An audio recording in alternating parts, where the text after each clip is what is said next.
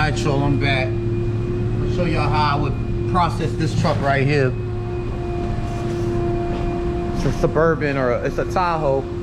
It's dirty as hell, as you can see. I'm gonna show you how I go through the process of removing all this and washing it. But to set y'all up and let y'all see it.